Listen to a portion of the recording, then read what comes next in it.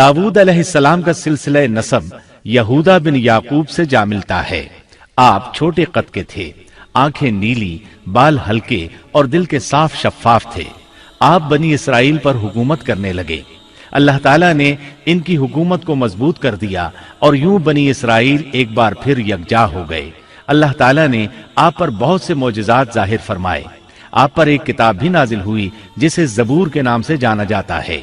अल्लाह ताला सूरत निसा आयत 163 में फरमाते हैं, हमने दाऊद को ज़बूर अता फरमाई। आप तमाम इंसानों से ज्यादा खूबसूरत आवाज वाले थे। सही बुखारी की एक हदीस में है कि एक मर्तबा रसूलुल्लाह सल्लल्लाहु अलैहि वसल्लम ने अबू मूसा अशअरी रजी अल्लाह अन्हु को कुरान मजीद की तिलावत करते सुना। उनकी आवाज बहुत खूबसूरत थी। आप उनकी क़िरात तवज्जुह से सुनने लगे। फिर आपने फरमाया, ए अबू मूसा, तुझे दाऊद अलैहिस्सलाम जैसी बेहतरीन आवाज अता की गई है। अल्लाह ताला ने आपकी आवाज को भी एक मौजज़ा बना दिया, और वो ऐसे कि जब दाऊद अलैहिस्सलाम ज़बूर की तिलावत करते तो पहाड़ उसको सुनकर आपके साथ तस्बीह शुरू कर देते, और जब परिंदे ये आवाज सुनते तो उनके पास आकर अपनी गर्दनें झुकाकर बैठ जाते और तस्बीह में उनके साथ शामिल हो जाते, अपनी जगह से हरकत भी न करते। अल्लाह ताला सूरह सबा आयत 10 में फरमाते हैं, ए पहाड़ों, इसके साथ रग़बत से तस्बीह पढ़ा करो, और परिंदों को भी यही हुक्म है। खुद दाऊद अलैहिस्सलाम के बारे में अल्लाह ताला का फरमान है, और हमारे बंदे दाऊद को याद करें जो बड़ी कुव्वत वाला था, यकीनन वो बहुत रुजू करने वाला था। इसी तरह अल्लाह ताला सूरतुल अंबिया आयत 79 में फरमाते हैं, और हमने पहाड़ को दाऊद के ताबे कर दिया जो तस्बीह करते थे, और परिंदों को भी, और हम ही ये सब कुछ करने वाले थे। इसी तरह सूरह स्वाद आयत 18 और 19 में अल्लाह ताला फरमाते हैं, यकीनन हमने पहाड़ों को उसके ताबे कर रखा था कि उसके साथ शाम को और सुबह को तस्बीह खानी करें, और परिंदे भी सब के सब उनके ताबे रहते थे। ये दाऊद अलैहिस्सलाम के मोजज़ात थे। अल्लाह ताला ने और भी कई मोजज़ात से उन्हें नवाजा था। अल्लाह ने आपके लिए लोहे को नर्म फरमा दिया था। आप लोहे से इस तरह चीजें बना लेते थे जिस तरह लोग गारे और मिट्टी से बना लेते हैं। आप लोहे से जिरहें बनाते थे। नूह अलैहिस्सलाम से पहले भी जिरहें होती थीं, लेकिन वो तख्तियों की मानंद होती थीं। उनको सीने और कमर की तरफ लटका लिया जाता था, लेकिन उनका बोझ बहुत होता था। आपने लोहे की कड़ियां और दायरे बनाकर उनको खास अंदाज में जोड़ जोड़ कर जिरहें तैयार की। ये बहुत हल्का लिबास था और पूरे जिस्म को दुश्मन के वार से महफूज रखता था। अल्लाह ताला सूरह सबा आयत 10 और 11 में फरमाते हैं, और हमने उसके लिए लोहा नर्म कर दिया कि तू पूरी पूरी जिरहें बना और जोड़ों में अंदाजा रख। तुम सब नेक काम किया करो, यकीन मानो कि मैं तुम्हारे आमाल देख रहा हूं। इन आयात में अल्लाह ताला फरमाते हैं कि दाऊद अलैहिस्सलाम को हमने हुक्म दिया कि जिरहें लोगों के लिए निहायत मौजू होनी चाहिए। उनकी कड़ियों को बड़े मुनासिब अंदाज में जोड़ना, न इस कदर मोटी हो कि उनका वजन बढ़ जाए, न इस कदर पतली कि जल्द कट जाएं और अपना मकसद पूरा न कर सकें। इसी तरह अल्लाह ताला सूरतुल अंबिया आयत 80 में फरमाते हैं, और हमने उसे तुम्हारे लिए लिबास बनाने की कारीगरी सिखाई ताकि लड़ाई के जरर से तुम्हारा बचाव हो सके। क्या अब तुम शुक्रगुजार बनोगे? बहरहाल इस सनत के मूजिद दाऊद अलैहिस्सलाम हैं। अल्लाह ताला ने आपकी हुकूमत को खूब मजबूत किया, आपको जबरदस्त फजाइल और मोजज़ात से माला माल किया। अल्लाह ताला सूरत स्वाद आयत 20 में फरमाते हैं, और हमने उसकी सल्तनत को मजबूत कर दिया था और उसे हिकमत दी थी और बात का फैसला समझा दिया था। आप लोगों के दरमियान निहायत आदिलाना फैसले फरमाते थे। आप नबी भी थे, बादशाह भी और काजी भी। आपकी हुकूमत के मुतालिक कई अहकामात नाजिल हुए। इनमें से कुरान मजीद में एक हुक्म अजीब अंदाज से आया है। हुआ यूं कि आपने इबादत और अदालत के लिए औकात मुकर्रर कर रखे थे। इबादत के लिए एक जगह बनवा रखी थी। दिन में फैसले करते, रात को इबादत। जब इबादत करते तो किसी को उनके पास आने की इजाजत नहीं थी। एक रोज ऐसा हुआ कि 2 आदमी बगैर इजाजत अंदर आ गए।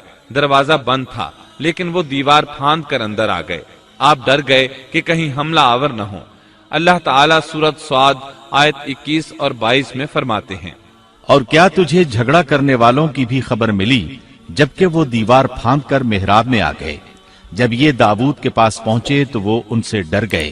وہ کہنے لگے، خوف نہ کیجیے، ہم مقدمہ کے 2 فریق ہیں، ہم میں سے ایک نے دوسرے پر زیادتی کی ہے، لہٰذا آپ ہمارے درمیان حق کے ساتھ فیصلہ کر دیجئے اور ناانصافی نہ کیجیے اور ہمیں سیدھی راہ بتا دیجیے۔ داؤد علیہ السلام نے فرمایا، بتاؤ تمہارا کیا مسئلہ ہے؟ ان میں سے ایک نے کہا، یہ میرا بھائی ہے، اس کے پاس 99 دمبیاں ہیں اور میرے پاس ایک ہی دمبی ہے، لیکن یہ مجھ سے کہہ رہا ہے کہ اپنی یہ ایک بھی مجھے دے دے اور مجھ پر بات میں بڑی سختی برتتا ہے۔ اس آیت کی تفسیر میں ہے کہ ایک دمبی والے بھائی نے کہا، یہ میرا بھائی بہت چالاک ہے، برے طریقے سے بات کرتا ہے، کہتا ہے کہ میری دمبیاں چرنے جاتی ہیں تو اس اپنی ایک دمبی کو بھی ان کے ساتھ بھیج دیا کرو۔ جب میری دمبی اس کی دمبیوں کے ساتھ آنے جانے لگ گئی تو اب یہ کہتا ہے کہ یہ بھی میری ہے، اب میں خالی ہاتھ ہوں، اس طرح میں اس کے ظلم کا نشانہ بن چکا ہوں۔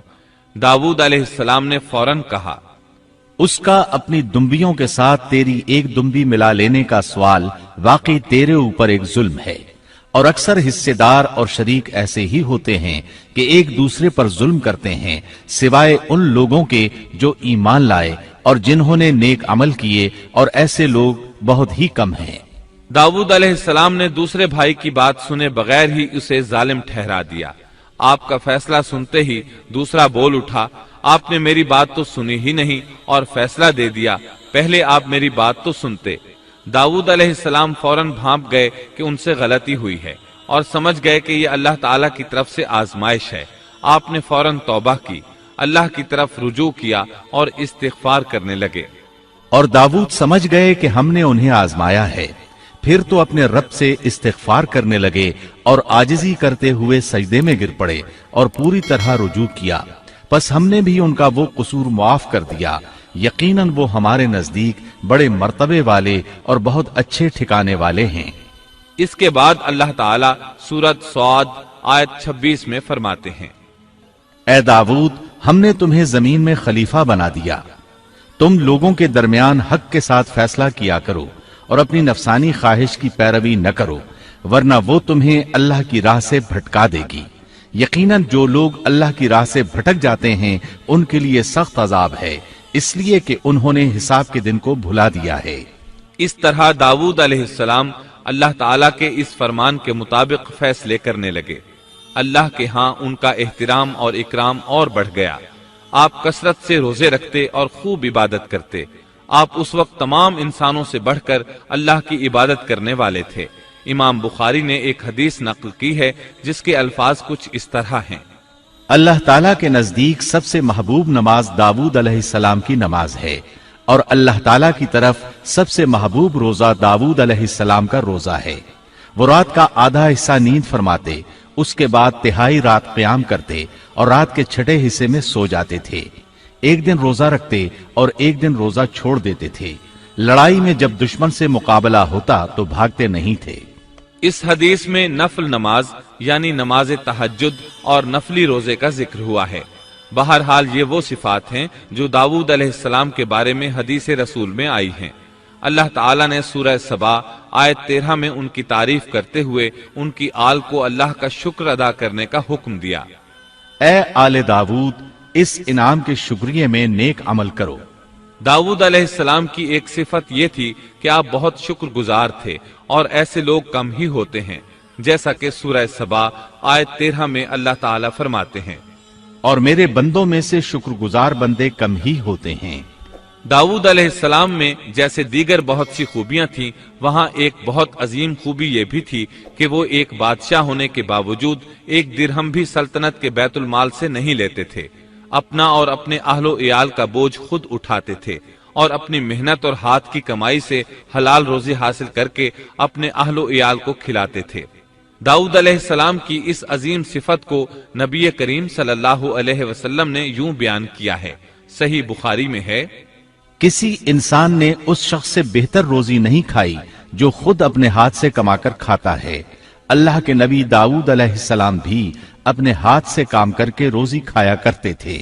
बाज मुफस्सिरीन बयान करते हैं कि दाऊद अलैहिस्सलाम दुआ मांगा करते थे कि ऐ मेरे अल्लाह, कोई ऐसी सूरत पैदा कर दे कि मेरे लिए हाथ की कमाई आसान हो जाए, क्योंकि मैं बैतुल माल पर अपना बोझ नहीं डालना चाहता। तो अल्लाह ताला ने आपकी इस ख्वाहिश को इस फजीलत के साथ कबूल फरमाया कि उनके हाथ में लोहे को मोम की तरह नरम कर दिया, जिससे वो जिरहें बनाते और उन्हें फरोख्त करके अपने अहलो इयाल की किफालत करते। दाऊद अलैहिस्सलाम ने कितनी उम्र मुबारक पाई, इसमें इख्तिलाफ है। चुनांचे इसके मुताल्लिक मुअर्रिखीन के अक़वाल के अलावा कोई मुस्तनद बात नहीं मिलती। अब्दुल्लाह बिन अब्बास रज़ियल्लाहु अन्हुमा फरमाते हैं कि दाऊद अलैहिस्सलाम की वफात हफ्ते के दिन अचानक हुई। वो हफ्ते के दिन मुकर्ररा इबादत में मशगूल थे और परिंदे कतारे बांधे उन पर साया फिगन थे कि अचानक इस हालत में उनका इंतकाल हो गया। इसके बाद आपके फर्जंदे अर्जुमंद ने उमूर सल्तनत को संभाल लिया। ये सुलेमान अलैहिस्सलाम थे।